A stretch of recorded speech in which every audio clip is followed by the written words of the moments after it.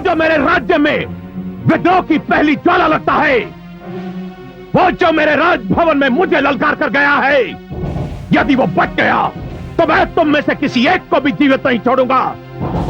सेनापति, सेवक प्रस्तुत है महाराज। वहां पर जाओ और स्थान पर ऐसा अग्निकांड करो कि नरक की ज्वालाएं भी उस अग्नि को देखकर लज्जा से अपना सिर झुका ले।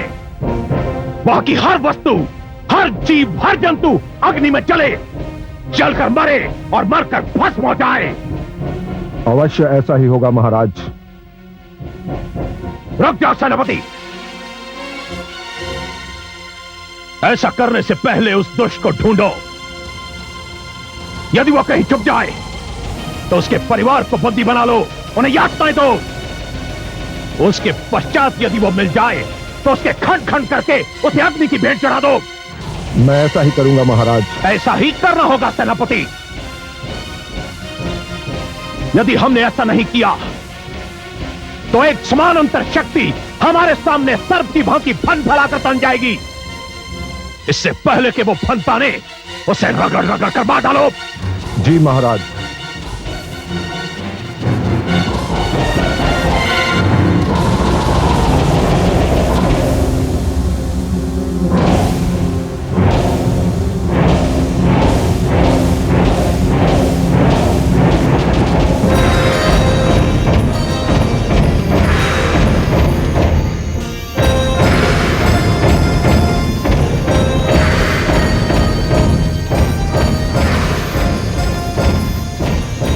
लगता है तुम मुझे देखकर प्रसन्न नहीं हुए।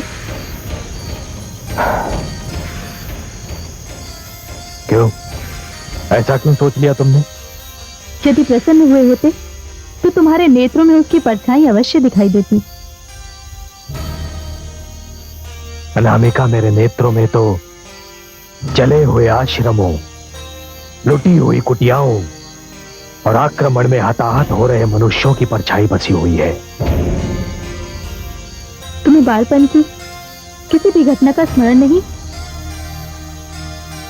है अनामिका, पर अग्नि की लपटों ने उन स्मृतियों को इतना झुलसा दिया है कि कभी कभी मैं उन्हें पहचान ही नहीं पाता। एक बात पूछूं? पूछो। तुम तो भृगुवंशी राम थे, परशुराम कैसे बन गए? हाँ अनामिका, जन्म ने मुझे भृगुवंशी राम बना दिया था, पर परिस्थितियों ने मुझे परशुराम बना दिया। अब इतने से उत्तर से तुम्हारी संतुष्टि नहीं होती तो मेरे पास कोई दूसरा उत्तर है भी नहीं। राम, अपने नाम की भांति तुम भी बदल गए हो। लगता ही नहीं तुम वही हो जिसके साथ मैं बालपन में खेला करती थी। वो कोई और था और आज जो मेरे सामने है वो कोई और। हाँ देवी, जिसे तुमने बालपन में देखा था वो एक बालक था, भोलेपन और चपलता का सुंदर सम्मिश्रण। परंतु जो आज तुम्हारे सामने खड़ा है वो कोई व्यक्ति नहीं है। फिर कौन है? एक अभियान।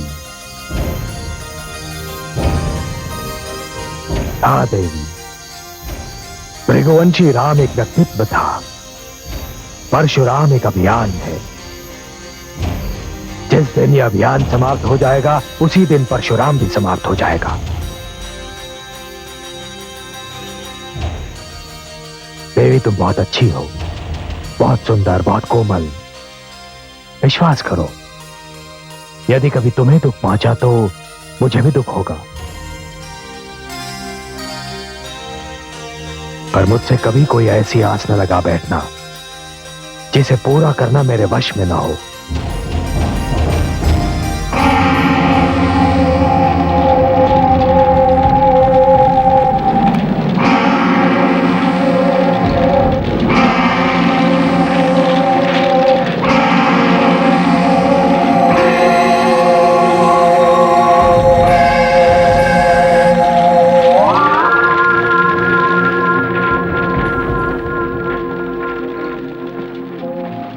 सैनिकों, सबको अंदर से बंदी बनाकर लाओ।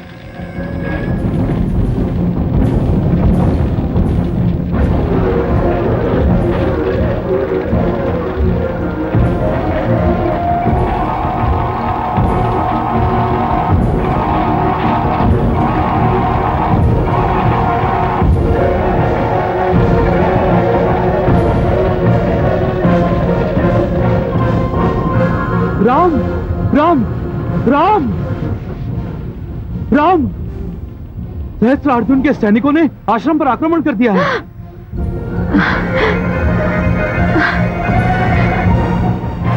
ऋषि जमदग्नि, कहां है तुम्हारा पुत्र?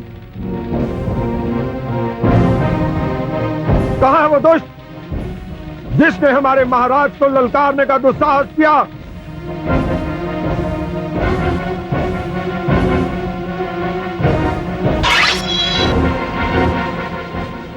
यदि तुम लोगों ने अपने मुख नहीं खोले तो मैं तुम सबको चुन चुन कर मार डालूंगा। बताओ कहां है वो? यहां हूं मैं।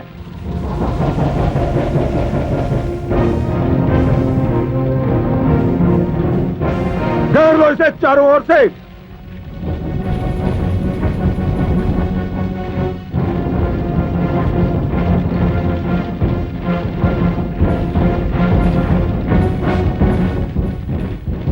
अब जबकि तुमने मुझे चारों ओर से घेर लिया है, मेरे परिवार को मुक्त कर दो।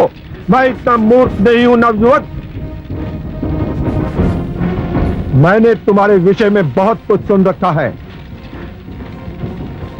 मैंने तुम्हारे परिवार को इसलिए बंदी बनाया है कि यदि तुम कोई संकट खड़ा करने का दुस्साहस करो तो इन सब का वध कर दिया जाए। मैं तो समझता था कि क्षत्रिय हो, वीर भी होंगे, परंतु तुम सब तो केवल कायर हो, कपटी हो। हम वही कर रहे हैं जिसका आदेश हमें महाराज सहस्त्र अर्जुन ने दिया है। अनुचित आदेश का पालन उतना ही अनैतिक होता है जितना कि स्वयं अनुचित आदेश। यदि तुम्हारे राजा सहस्त्रार्जुन को अनुचित आदेश देने का दंड मिलेगा तो तुम सबको भी उस अनुचित आदेश के पालन करने का दंड अवश्य मिलेगा और बार बार मिलेगा। सैनिकों, रुक जाओ। तुम एक शिक्षक की संतान हो पुत्र, तुम शिक्षक हो। मैं शिक्षक की संतान अवश्य हूं पिताश्री, परंतु शिक्षक कदापि नहीं हूं। नहीं पुत्र, हट मत करो। मैं नहीं चाहता कि आश्रम की भूमि मानव रक्त से रंग जाए। तुम आत्मसमर्पण कर दो पुत्र। आत्मसमर्पण?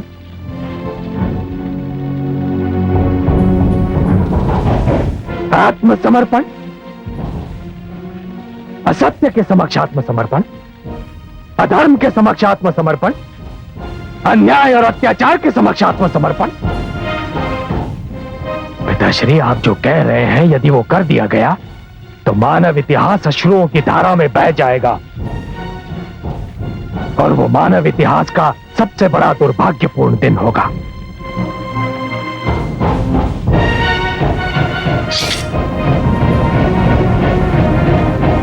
मैं आत्मसमर्पण नहीं करूंगा। यह इस तरह नहीं मानेगा। खंड खंड कर दो इसके।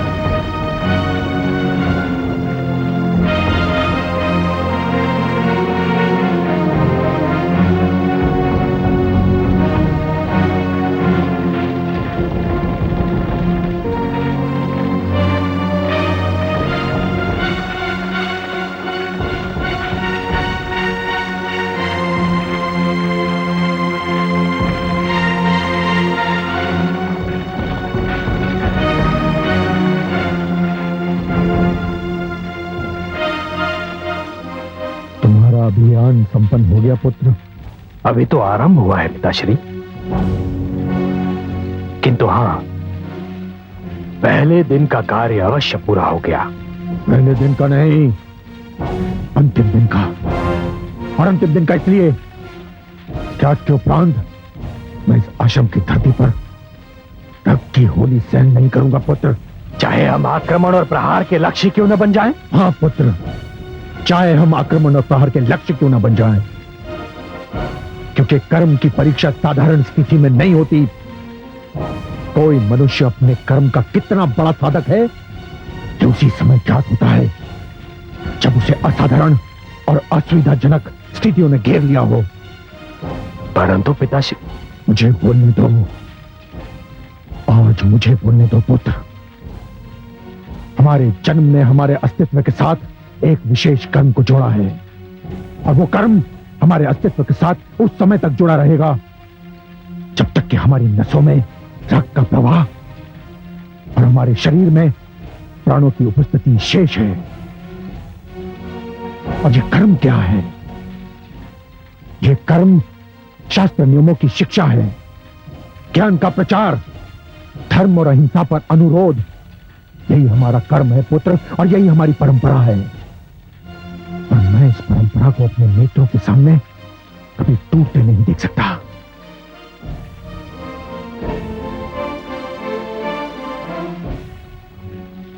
क्षमा करें पिताश्री, वो परंपरा जो हिंसा के समक्ष सिर झुकाना सिखाती है, वो परंपरा जो आतंक से दब जाना सिखाती है, वो परंपरा जो अन्याय, असत्य और अत्याचार को चुपचाप सह जाना सिखाती है, उसे बदलना चाहिए, उसे टूटना चाहिए पिताश्री।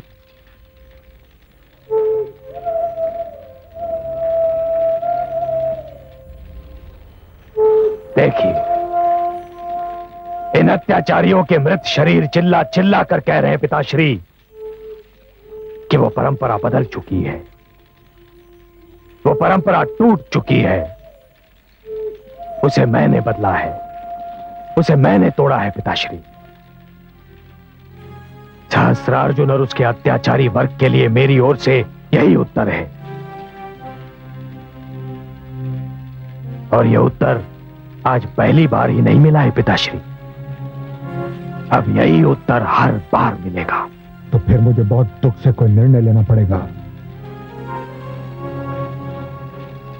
आप कोई भी निर्णय लेने के लिए स्वतंत्र हैं पिताश्री। मैं अपना कर्म नहीं बदल सकता, तुम अपना प्रण नहीं बदल सकते। मैं अपनी लीक नहीं छोड़ सकता, तुम अपना लक्ष्य नहीं छोड़ सकते। ऐसी स्थिति में हम दोनों के लिए यही उत्तम होगा कि हम अपने अपने मार्ग चुन लें।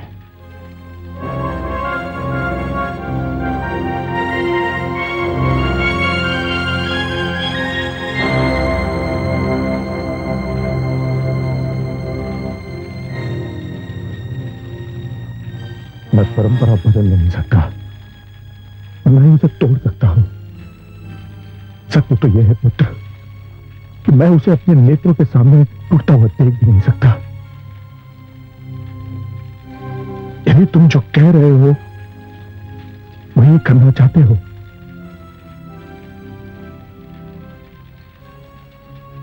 तो पुत्र फिर तुम्हारा इस आश्रम में कोई स्थान नहीं। तुम्हें यह आश्रम छोड़कर जाना होगा पुत्र, छोड़कर जाना होगा।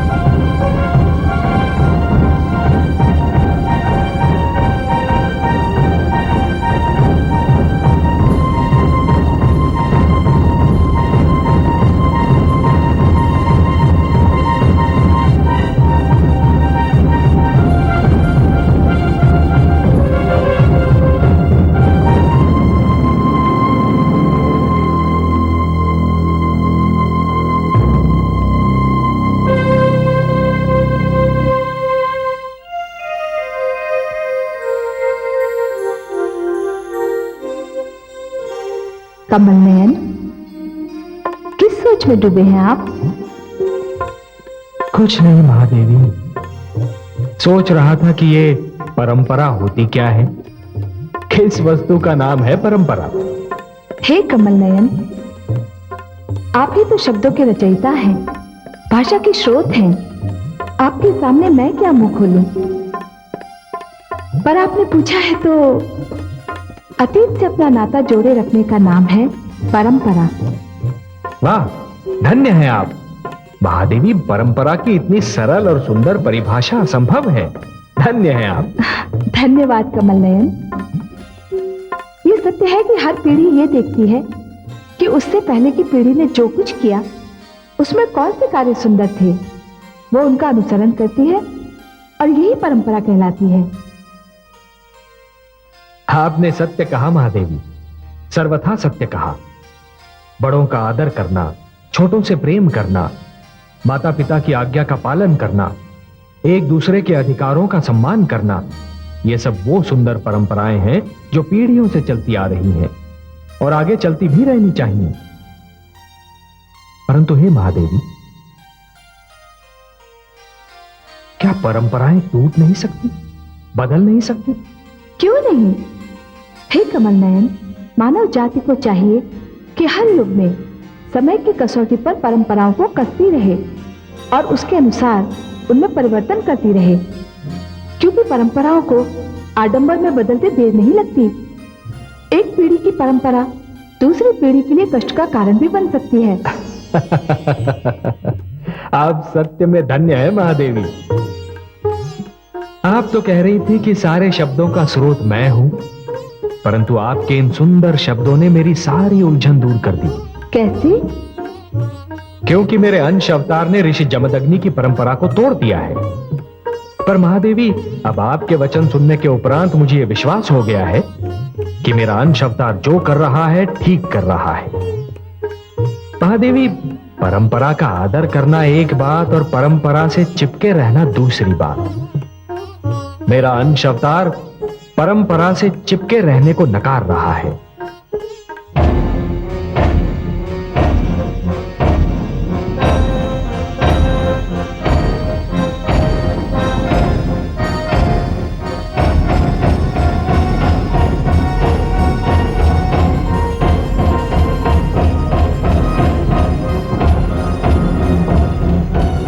यदि तू मुझे अपनी पराजय का समाचार सुनाने आया है तो वो समाचार मैंने सुन लिया है। अब मुझे तेरी कोई आवश्यकता नहीं। क्षमा महाराज, क्षमा महाराज, क्षमा।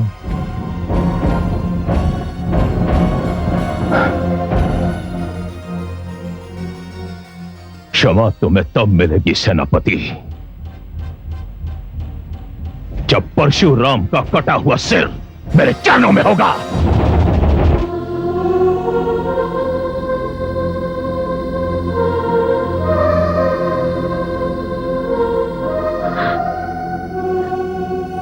आयुष्मान भव पुत्र।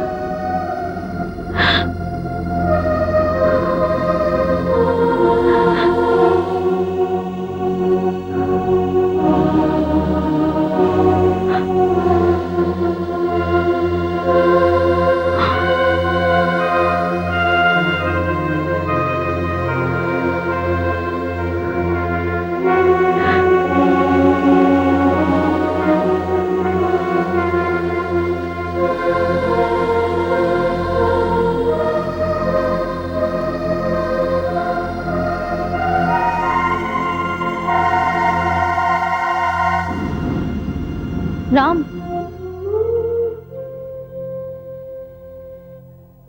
क्या बात है अनामिका? तुम कहाँ जा रहे हो? ये तो मैं भी नहीं जानता। मैं वो पथिक हूं अनामिका जिसे अपने लक्ष्य का ज्ञान तो है, परंतु अपने मार्ग का ज्ञान नहीं है। मेरी दशा सर्वथा विपरीत है। अर्थात? मुझे अपने मार्ग का ज्ञान है, किंतु लक्ष्य का नहीं। मैं उस मार्ग पर चल सकती हूँ, किंतु लक्ष्य तक पहुंच नहीं सकती। न मुझे यह अधिकार है कि कि मैं तुमसे कहूं रुक जाओ, मत जाओ, वरना ये अधिकार है कि मैं तुमसे कहूं कि तुम जहां जा रहे हो मुझे भी अपने साथ ले चलो। अनामिका, नहीं, मैं तुमसे कोई अधिकार मांगने नहीं आई। मैं तुम्हें सिर्फ इतना बताने आई हूं कि मैं तुम्हारी प्रतीक्षा करूंगी जब तक ये श्वास चलता रहेगा और इन नैनों के दीप चलते रहेंगे। अनामिका, मेरी एक बात मानोगी? नहीं, मैं तुम्हारी कोई बात नहीं मानूंगी। मैं जानती हूँ तुम क्या कहना चाहते हो। तुम यही कहना चाहते हो ना कि मृग तृष्णा को सरोवर मत समझो। कि तुम्हें क्या करूं? यही मृग तृष्णा तो मेरी आस की प्यास बुझाने का साधन है।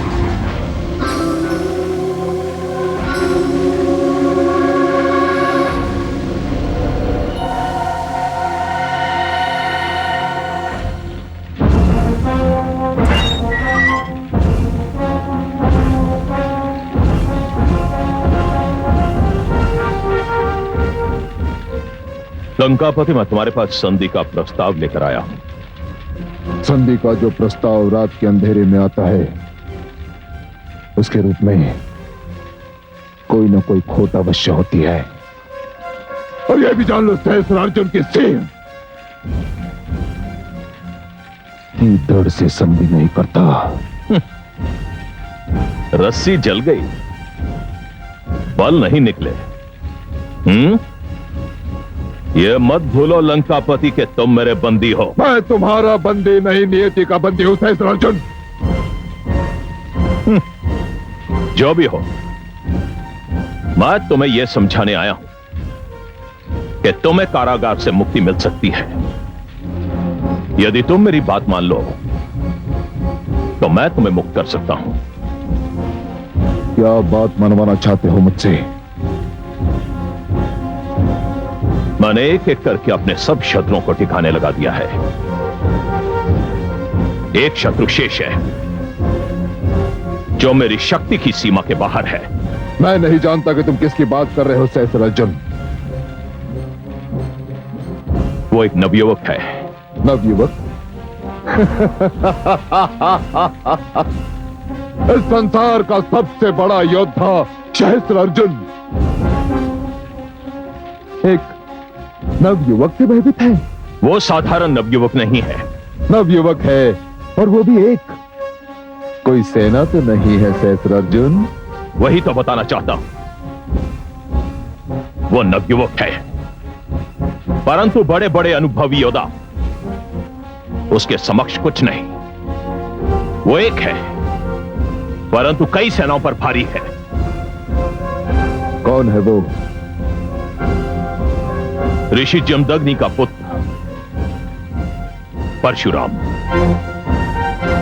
मैं मानव हूं, इस कारण उसे हरा नहीं सकता।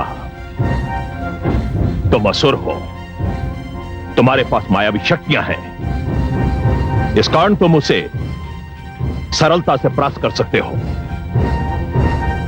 लंकापति रावण, तुम उसे मार दो, इस कारागार से तुम्हें मुक्ति मिल जाएगी। मुझे ये तो ज्ञात था कि तेरा वास्तविक नाम सहस्त्रार्जुन नहीं,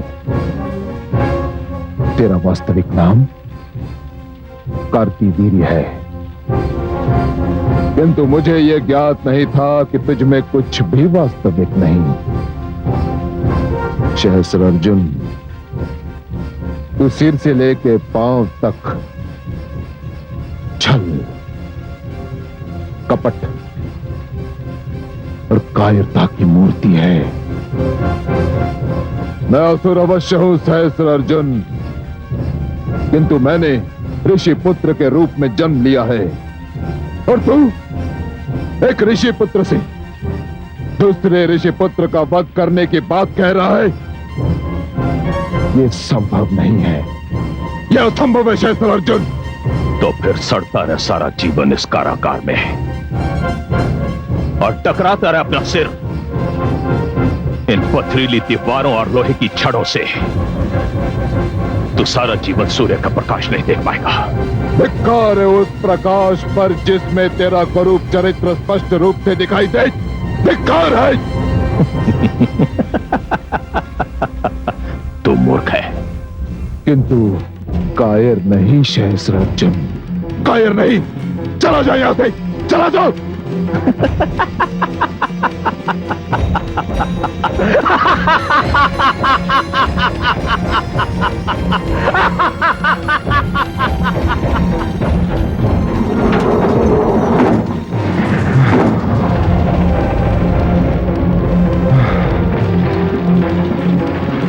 हे शिव शंभू,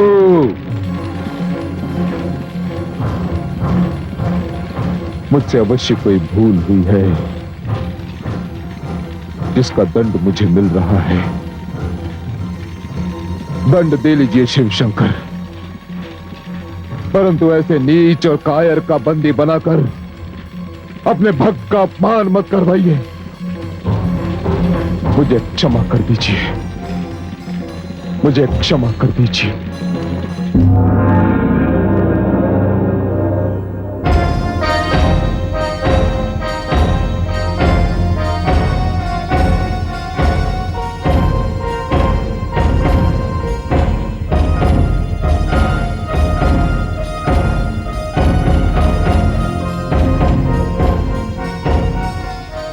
प्रणाम माता, प्रणाम गुरुदेव।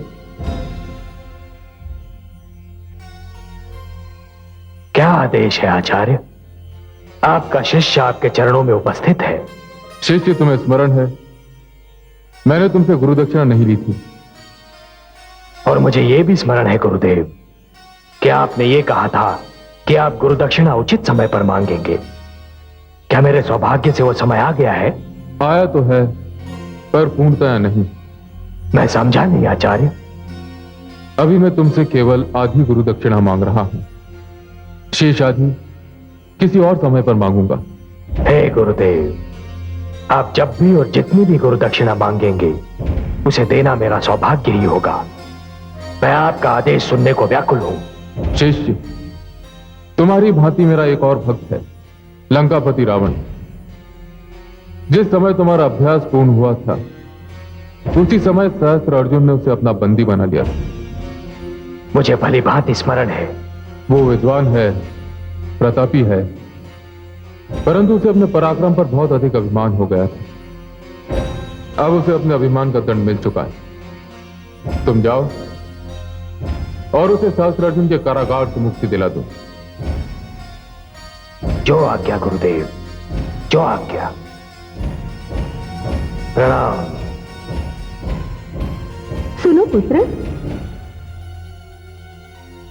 मेरे भोलेनाथ के सभी भक्त होते हैं, शिष्य नहीं होता। तुम अकेले हो जिसे उन्होंने अपना शिष्य बनाया है। इसे मैं अपना परम सौभाग्य समझता हूं माता। तुम ये कदापि ना समझना कि पिता का घर छोड़ने के उपरांत तुम बेघर हो गए हो। ये कैलाश तुम्हारा घर है और इस घर के द्वार सदा के लिए तुम्हारे लिए खुले रहेंगे। हे शेरावाली, आपको कोटि कोटि प्रणाम।